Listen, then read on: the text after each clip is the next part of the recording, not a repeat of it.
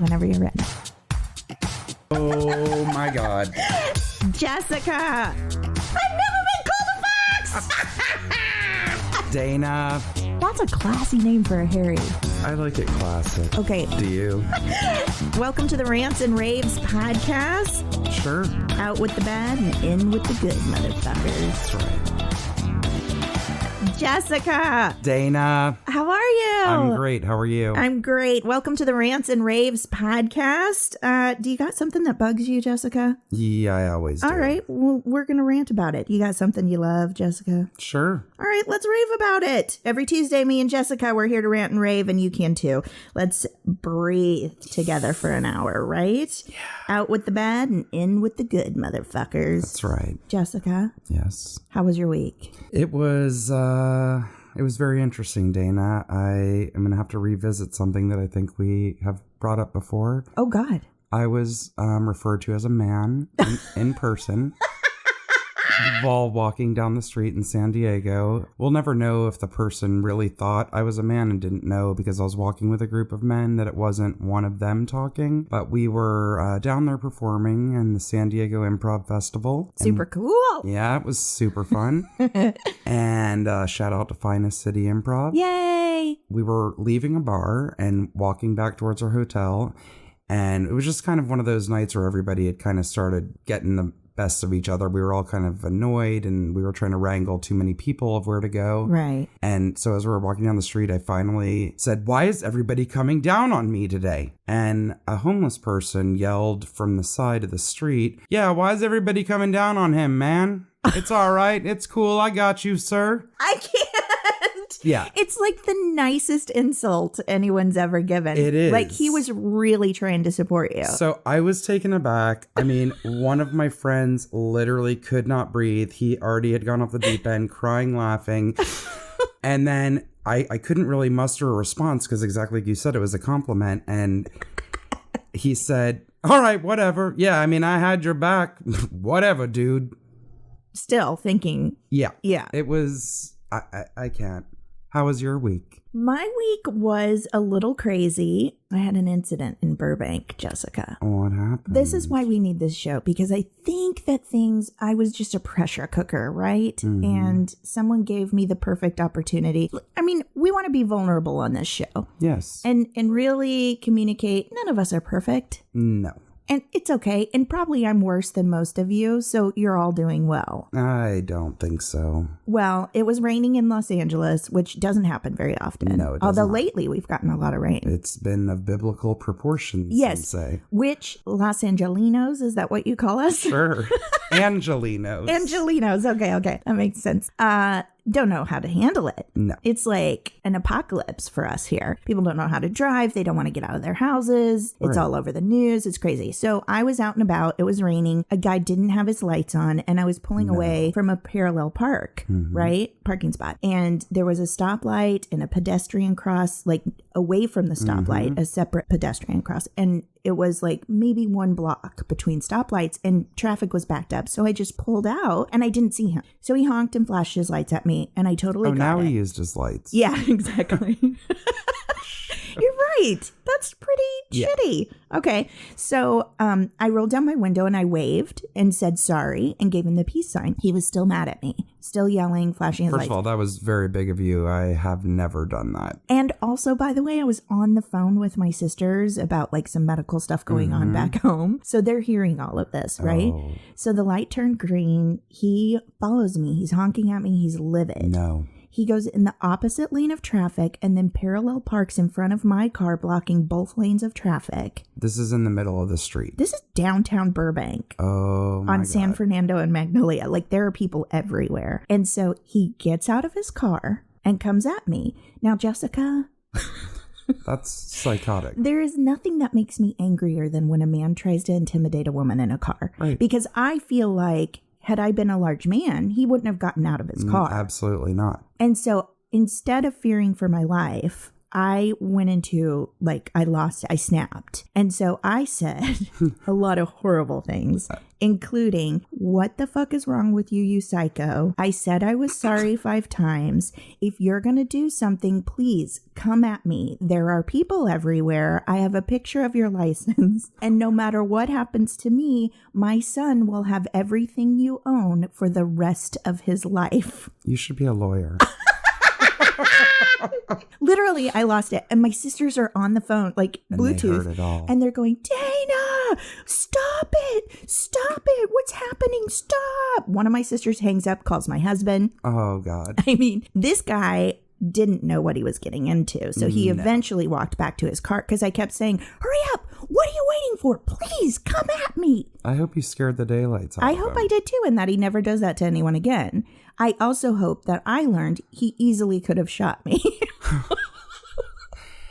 I mean, we can both agree there's nothing funny about that, but I will say that is something that you have to worry about. Right? It is. And now when I've had any situation, and I've had an issue years ago when I moved out here with a guy following me into a gas station, but unlike you, I had the opposite reaction, and I was so petrified that I just cowered in my car. And it's funny because you have to speak up, but everybody's scared to speak up now with things because you don't know when somebody's going to snap. Well, and I said to Dan Tipton, nobody even came over and was like, bud, you shouldn't be, Right. But his point was, well, they probably didn't understand what was going on. And they were like, I don't want to get shot.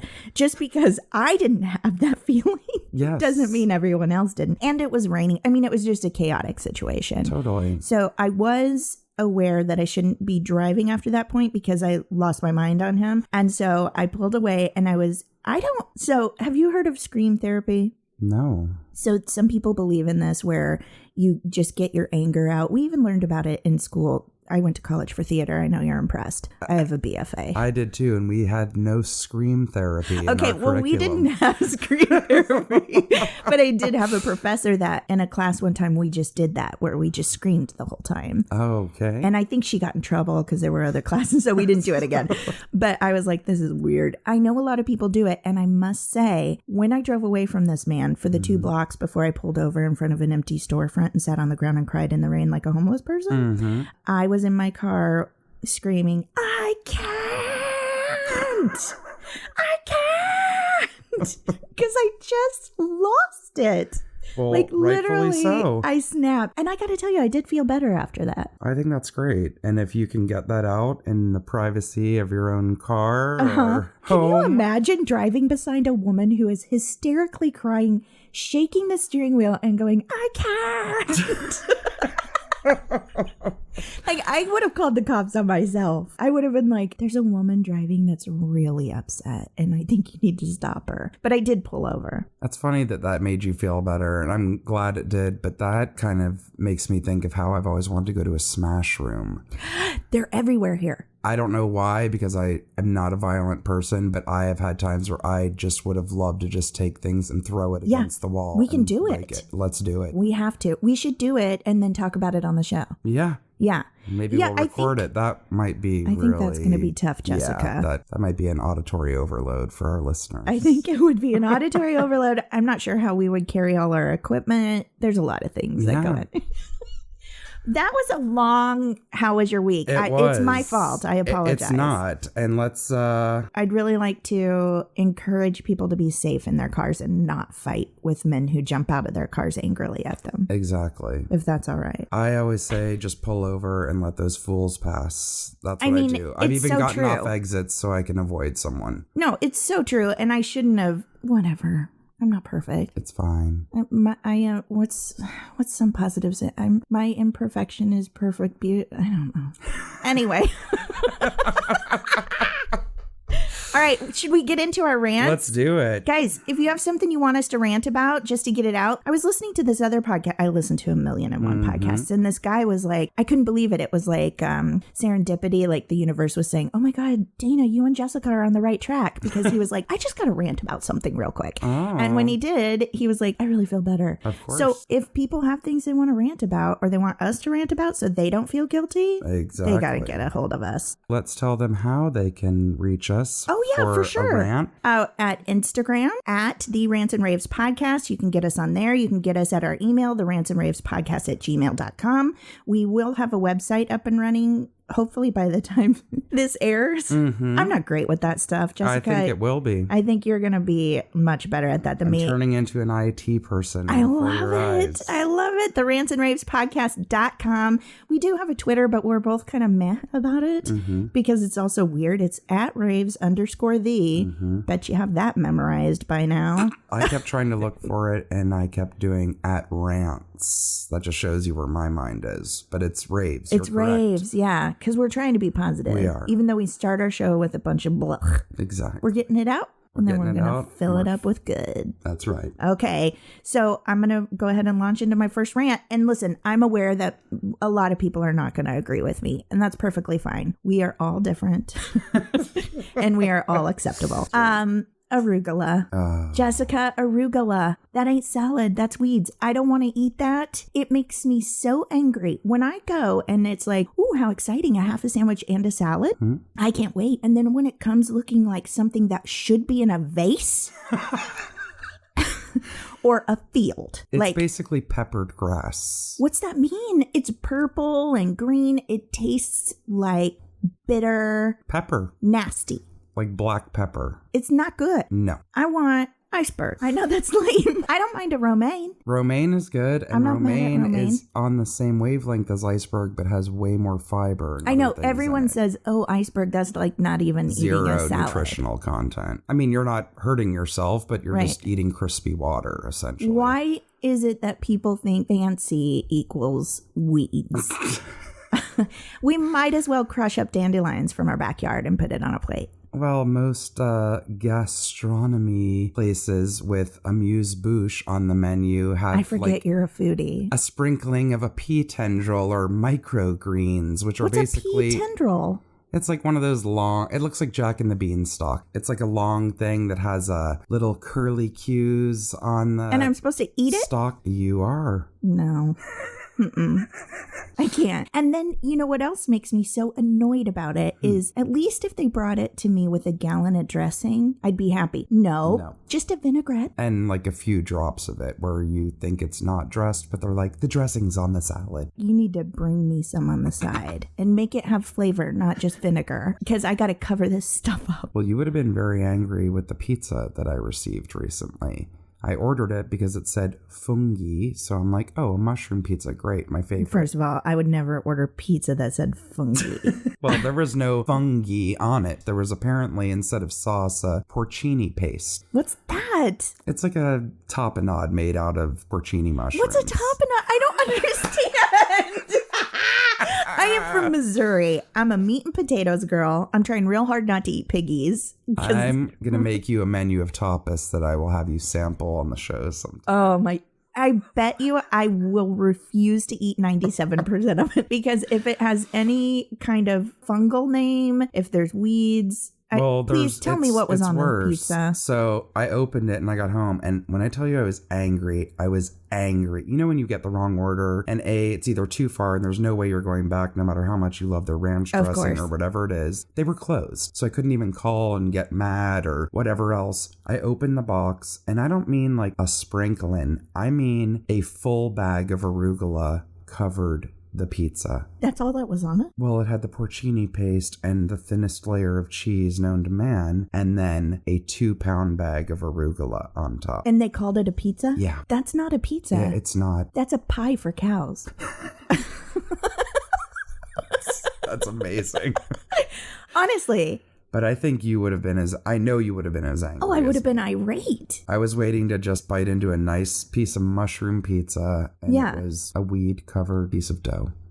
No, that's just wrong. Yeah, Why it's is very it disappointing. So you're a foodie. I mean, yeah, sure. Why is it that fancy things are all disgusting? They're not all disgusting, but there are things that people rave about that I think are vile. I had foie gras when I went to Paris once, and it was probably the nastiest thing I've ever eaten, and I'm a pretty adventurous eater. Yeah, I am not. But it was also at a cafe and it was like cold. Apparently, if you have it, whatever. I'm not even going to go there. I'm against it because of how it's made. Yeah, I'm not being me too. a hypocrite. I'm not a vegan, even though if you put vegan food in front of me every day, I'd eat it. Yeah. I do eat animals. I know I do too, but I have a lot of guilt about it. I do too, and I also won't eat things like foie gras or whatever I won't because either. I don't think it's humane. I won't eat veal. No. I won't eat lamb. No. I'm one of those horrible people that someone would say, oh, I'm sorry, you don't eat things that are cute. I'm like, listen, it's a start. Get off my back. It's a start. It is a start. Yeah. People have to be more responsible. Again, we've all heard this, but it's astonishing that they say if the average family went one day a week without eating meat, how much that would help environmentally and change the industry and all that stuff. Yeah, it's true. We live in a place where people do that. Yeah, we live in a pretty, what would you call that? Like a conscious, environmentally conscious area. Did I ever tell you that my sisters, my family, they always tease me and say, oh, be careful. Don't you feed Dana any of that baby fear meat. Baby fear meat. Yeah, because I live in California. They're still like, they think meat eating is funny, right? So my sister one year, it was a holiday and it was kind of like one of those potluck family things, right? My sister's like, oh my God, you guys have to try my meatballs. There's a special ingredient in it. And I said, it's not lamb or anything, right? She was like, no, why? And I was like, well, I was listening to Thich Nhat Hanh and he talks about being careful what you put into your body and like the fear that these animals feel. And I know that's for any animal, but in my mind right now, my first step is baby animals. Right. And I was like, I don't want to ingest that fear that they feel before they're, in the horrible conditions of it. My family lost their minds. They're like, what? My sister goes, it's grape jelly. What? She goes, that's the secret ingredient. Grape jelly. I used to make those in college. And I was like, oh, that sounds delicious. They're like, we need to back up. What do you mean you won't ingest baby fear meat? So they won't let it go. It's like, no, every time they're like, our crazy Californian over here, don't feed her any babies. But you grew up in, not farm country, but you grew up in an area that had a lot of farming, yes? I'm not crazy. No, yeah. I grew up in Missouri. Yeah. Yeah. And people are not, in certain areas, there are people who are really sensitive to that sort of thing, but it's not as heavy, not in my family anyway. Were you in the 4-H club? No. Who am I, Eric Stone Street?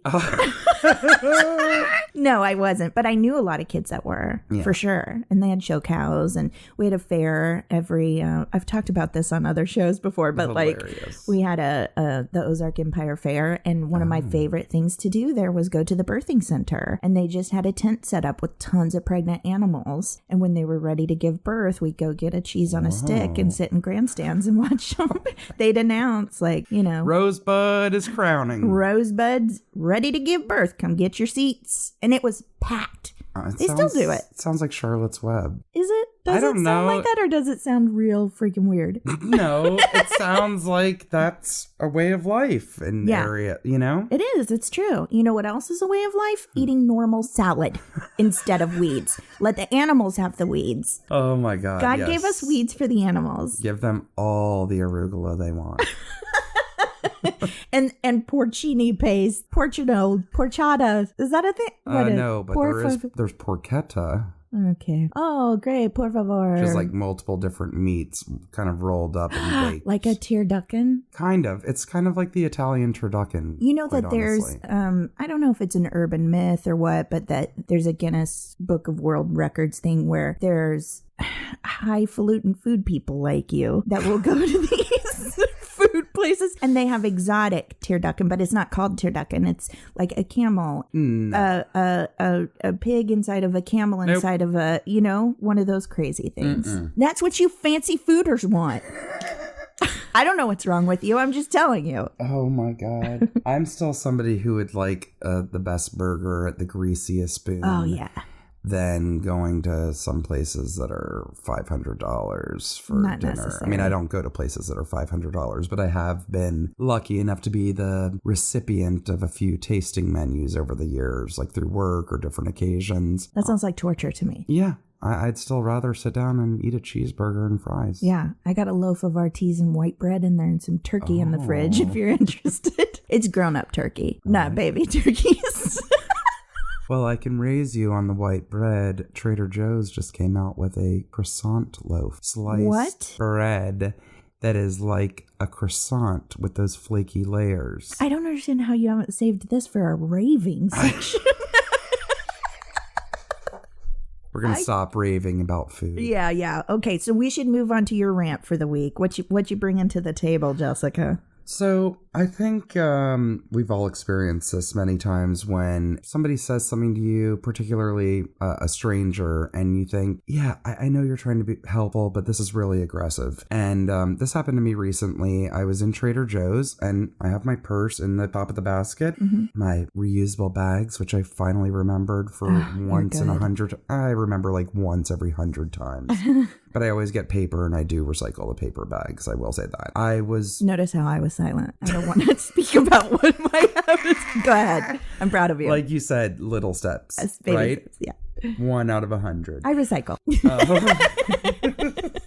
And I had my purse, and it wasn't a very busy night. And yes, of course, again, anything can happen anytime. You need to be careful, la la la. But this woman came over to me, and it wasn't like, be careful. She was like so serious. I can't go so far as to say she was angry, but she was so serious and like had a moment with me. She's like, hey, excuse me, I need to say something to you. And I thought, oh no, my God, what did I do? Because I get super paranoid the minute I think I've done something wrong, whether anything has gone on in that day.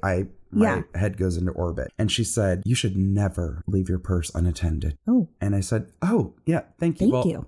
I have, thank you. I appreciate it. She goes, no, put it on your shoulder. Oh. It should be on your shoulder at all times. So again, this is one of those moments where I kind of cowered and was like, okay. Like I knew she was right, but I was also annoyed at that's pretty aggressive. Vehement she was about it. Yeah. And that she was now commanding that I put my purse on my shoulder. And probably not going to walk away till you did. She didn't. Yeah. That's what I'm saying. Like, that's nice and all, but I don't know why I couldn't stand up for myself, right? If I saw somebody like doing what that guy did to you in the car, I would lose my mind. When I see it happening to another person, I don't care who is doing it. I have no fear. But when it happens to me, I'm like, So what did you do? I put it on my shoulder and I wheeled away. I went back to where I'd come from just so I could go around the store a different way and be out of her eyesight since she had judged me so hard.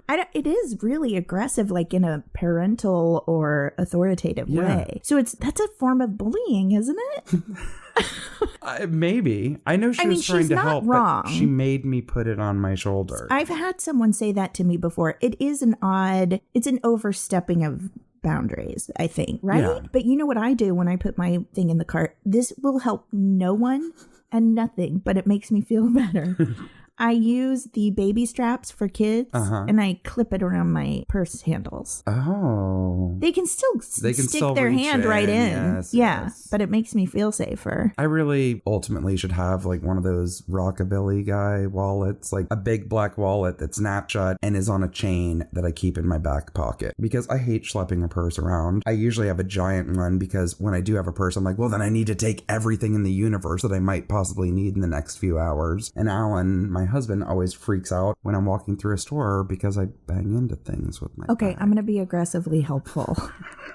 You already have an issue with people hearing your voice and thinking you're a man. If you carry a rockabilly wallet, you're only reinforcing that. And that's fine if that's what you want to put out there. I don't. I'm just saying that because I always end up taking out my insurance card, my license, and my debit card and putting it in my back pocket. Yeah, you should get like one of those dainty little crossbody things. No, like a bandolier. Wait, is that a guitar? I'm talking about one of those travel kind. So I have that for when I go downtown. Yes. It's like for your passport, and it doesn't have to have a pom-pom on it, Jessica. It's too little. It is. Like if I'm going to take a bag, I'm going to take a bag. Right. I'm going to take a tote that's half the size of myself. But you can have a removable travel thing, right? That's true, but those are usually clipped in. And then clearly you don't want help. You obviously don't want help. I have just become that woman in the Trader Joe's to you. Oh my God, I love it. Honestly, if you are trying to be helpful, but you find your tone to be aggressive, you need to rethink what you're doing. Yes. Is that really helping or are you bullying? Right. Right? Yes. Well, I'll leave on this note. The flip side to that is one time at a place I was working, we had a huge workroom and a giant work table and all kinds of supplies and everything was contained, but it's not a place for kids. It's not an area where kids go in and play around. Right. And a woman came in, she had 5 kids. They were running around like lunatics. Yeah. Everything in the store is breakable. At one point, a kid took a spoon and went bing, bong, bing, like a freaking xylophone across a set of 12 crystal wine glasses we had. Yeah. And then I'm like trying to manage all that. And I turn around and literally just like out of a cartoon, I see the toddler. He couldn't have even been a year and a half, 2 at most, reaching in and grabbing the tailoring shears, which were about 2 feet long and as sharp as the blades that you see them making on TV. The name of the show just eluded me. Wait, there's an entire show about sharp blades? Yeah, what is it called? I can't believe it. The guy says, "This can kill." That's a whole nother thing to talk about. I can't believe I don't remember it because my husband watches I don't know it. I'm so angry. Is it always sharp things or is it always killer things? It's all kinds of weaponry and things from yesteryear. Okay. All right. Oh, Forged in Fire, for crying out loud. Forged in Fire.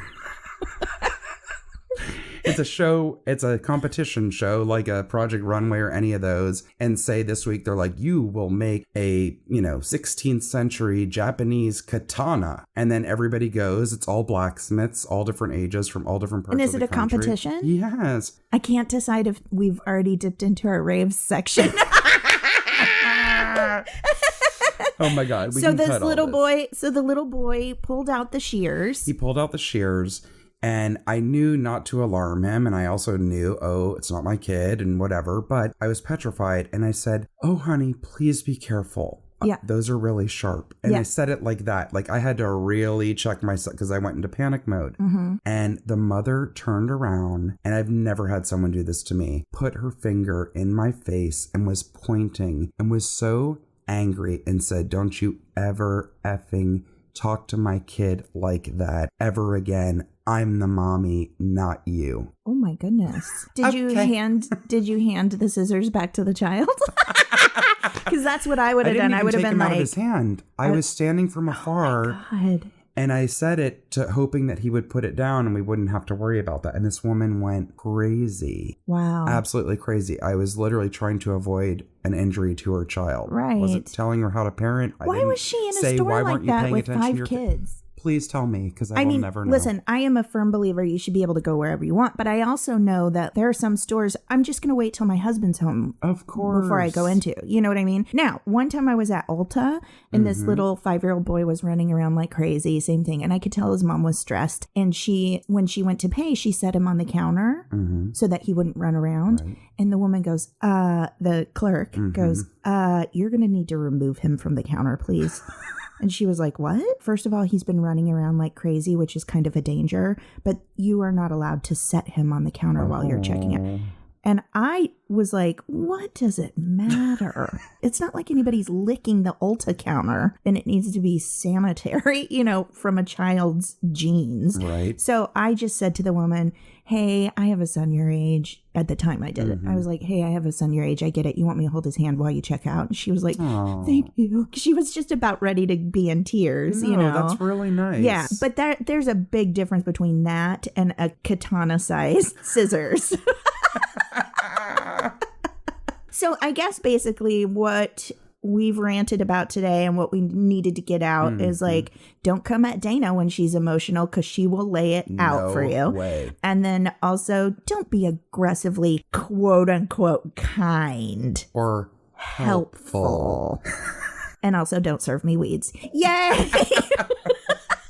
Again, if you guys want to get a hold of us, please send us your rants and raves. You can email us directly. It's also on our website, therantsandravespodcast.com. Our email is therantsandраvespodcast@gmail.com, and Instagram at therantsandраvespodcast, also on Facebook. Yay! Okay, we're going to move into some of our fun corners. And this is one we haven't done yet, but I'm excited about it. And I'm going to have to give All right, let's just get into it. Already people are getting to know me and they're like, Dana usually is completely inappropriate, but she tries to soften it by saying she has a good point. So the weirdo of the week, it's going to sound like it's a child. I'm not saying the child's the weirdo. I'm saying the mother is, okay? So apparently this week, a Guinness Book of World Records, clearly I've been searching, record was broken because... I hope it's not toenails. No, God, I wouldn't even bring it up. I can't. God. Any nail, that's a whole rant, Jessica. I can't. Look how short my nails are. I have to keep them down because what the fuck is under there? Yep. I can't. Okay, anyway, this is about a little boy named Curtis Buddy. He's 10 years old. He went to the dentist this week to have an unusually long baby tooth extracted and removed safely, or a milk tooth. Did you know they call baby teeth milk teeth? Ew. Have you ever seen an x-ray of a baby's head where you see their baby teeth and then a whole second set of teeth like a fucking shark inside their head? No. Have you seen it? I don't think I have. We're going to have to post it. Let's make a note of the baby teeth x-ray. It's insane. If you've ever feared a baby, this will give you nightmares till you die. Oh, okay. So anyway, he had this tooth removed. He is not the weirdo. And I don't think the tooth is the weirdo. I think it's interesting. The measured tooth after it was extracted was found to be 0.94 inches long. I don't have a way of understanding what that is. Well, that's almost an inch long. I mean, that's... Oh my God, that's a huge tooth. And even for an adult. Well, the previous record was 0.78, so he smashed it. Now, I don't think he's weird. I don't think the tooth is weird. Who I think is weird is the mother. Because she said, oh my God, I have to quote her, okay? Because this is crazy. Jessica Buddy, loving mother. Her name is Jessica? I'm sorry. Yes. She said, Curtis is in the 5th grade, and this is about the most exciting thing that has happened all year for him and his classmates. Okay, sorry about that. Sorry about that, Kurt. Sorry about that, 5th grade. To say this has been an exciting event for Kurt and our family would be an understatement. Now, you don't have a town carnival that's more exciting than your kid's 1-inch tooth? I mean, your kid had an inside fang. Yeah. And he had it pulled out. And to say that this was like an exciting tooth. Yes. And that, she says, to say that was an exciting event would be an understatement. Dude, take your kid to Jamboree or something because he needs more excitement. The entire 5th grade needs to go on a field trip. If their classmate's tooth is the most exciting thing, you weirdo. They're thinking they're going to be rich and famous because they're in the Guinness Book of World Records. Yeah, you don't get any money for that. No. Just like a grody picture of whatever that anomaly is. And also, it's not like he worked for the length of that tooth. I'm not trying to slam him. I'm really not. I think it's precious and fun and cool, and he'll get a certificate. Yeah, no. Hone the enamel. No. He wasn't born going, I'm going to grow a big old tooth. You know what, though? Sometimes for people, that is the most exciting thing in their town. That's reminding me of a pen pal I had in 4th grade. Oh, okay. I'm just saying, can't you seek out more fun things on a regular basis? I hope. Am I being an maybe I'm being an asshole. No, I think for some people, anything that happens out of the ordinary is spectacular.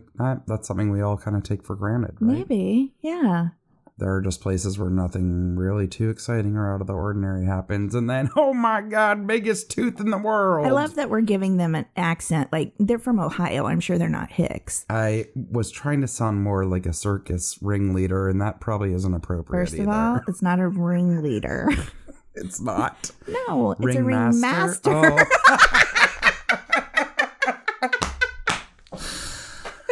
Oh, God. Why did this baby's fang make you think of your pen pal? So I grew up in Atlanta, and we had pen pals with you got matched up with a pen pal somewhere else in the country. Mine was in Iowa. Uh-huh. And we would write back and forth. I think we did letters once a month or something. It was over the year. And the most exciting thing that happened to them and their family and their town was that his mother, and I think this was the 5th or 6th child, she gave natural birth to a 13-pound baby. Shut up. 13 pounds. That is... A half a pound makes a huge difference on a baby, and especially regarding a pregnancy and birth. But 13 pounds. That's 2 6.5-pound babies. That's like pushing 2 twins out at the same time. I gave natural birth to, well, listen, I had an epidural. I won't say like natural, but they say vaginal. Birth. Yeah. Sorry for our male listeners. We're talking about vaginal birth. But he was premature, so he was only like 4 pounds, 2 ounces. Mm-hmm. And I still was like, get it out. Yeah. I can't even fathom how a woman could do that. I know. Wow. But that was like, I mean, they had like a big thing until like everybody was really proud of that. Well, yeah, because they're like, she didn't die. Can you believe it?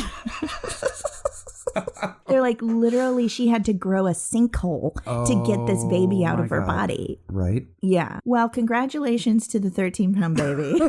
Congratulations to the kid with the 1-inch tooth. Make an earring out of it. And then also be careful when you get older. Your mom might try to really keep girlfriends out of your life. She's a little weird. I hope she... I'm such a jerk. I really don't mean it. When you said that, I actually hope she turns it into a necklace like a shark tooth. Yeah. She's got to make jewelry out of it. He's not going to want to do that. He's too young to get it yet. Or like a long beaded thing with weird things she's collected over time, like a key, not like a talisman necklace. Oh, we're turning her into a voodoo doctor. Or a Vietnam vet. From a Jean-Claude Van Damme movie. Oh, God. Oh, my God. That's hilarious. Unreal. Okay. I feel like we really got a lot out this week. We did. Do you mind if I try something new? Please. I mean, this could go away. We're still new. We're still figuring out our voice. I just wanted to take like a 5-second cleansing breath. And you and I are just going to breathe because I have a gecko in the room and I don't want to freak her out. Yeah, we don't want to scare her. But I love that I'm like, that mother who's excited about a tooth is super weird. Shh, please be quiet. I have a sleeping gecko in my house. Such a hypocrite. Oh, that's brilliant. Anyway, so for the 2 second, you and I are just going to go, ugh. But I would encourage, if you are in a parking lot in your car, let it out. Let it out. Okay, ready? 1, 2, 3.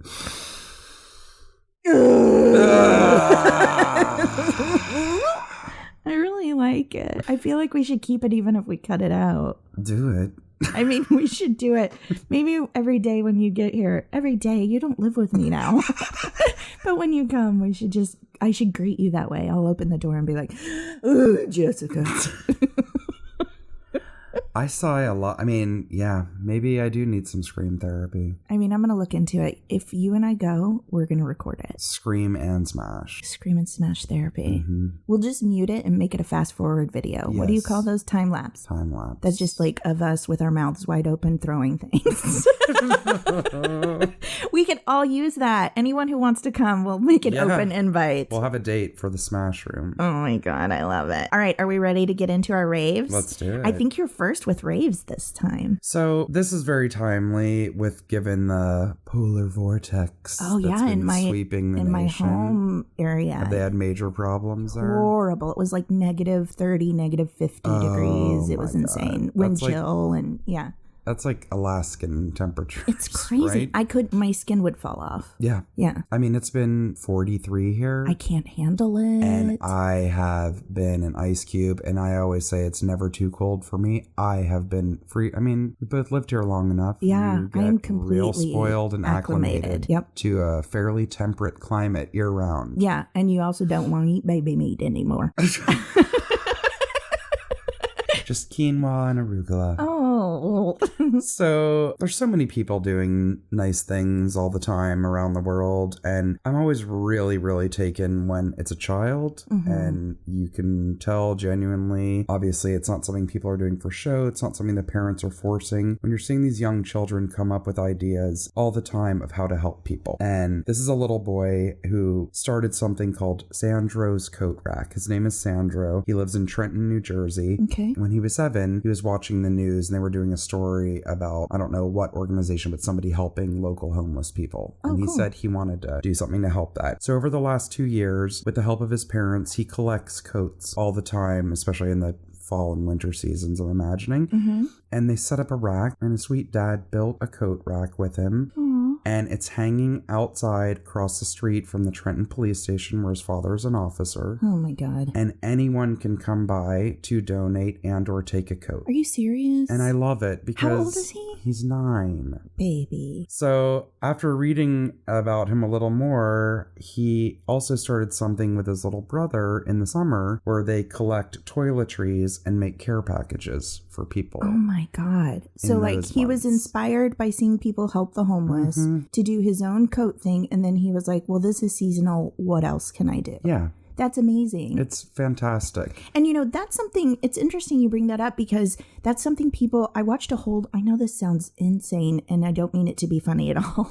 It is kind of funny, but it's like a real issue. I watched an entire documentary about women, homeless women. They don't have access to sanitary products. I watched that too. It's insane. Yep. So the fact that this little boy is gathered, it's all, you know, what did you say the word was? I lost it. Toiletries. Yeah. So like toilet paper, things to clean yourself with. We take that stuff for granted. Totally. But it's not that easily accessible when you don't have a home and a job and, you know, these people need these things. Totally. I love that. It's also something that everyone can do, right? Like so many people are in different financial brackets. Yes. And just because you can't give money to something or pay for a brand new gift for something doesn't mean you can't help. Yes. Everyone has stuff that they don't need anymore where you are doing fine enough. Maybe you have 3 coats and whatever, and someone has 0.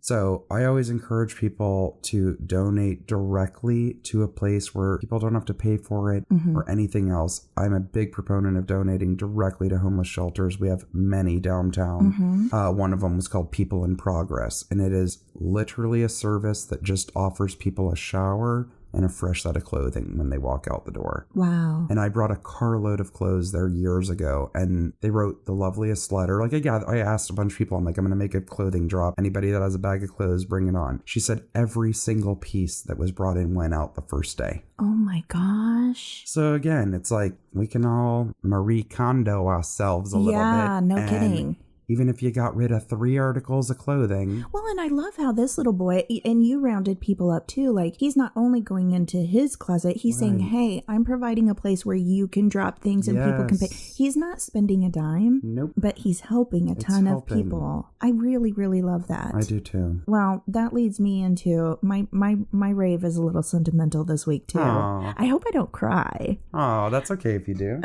Is it? Yes. Okay. It's all right to cry. Do you remember Free to Be? Wait a minute. Crying makes you feel better. I feel like I just downloaded a song from Free to Be this week. Amazing. For me and you, because I made that little video, and then it wasn't licensed for me to use it on iMovie. Was it Take My Hand, Come With Me? Nope, it sure wasn't. Okay, moving on.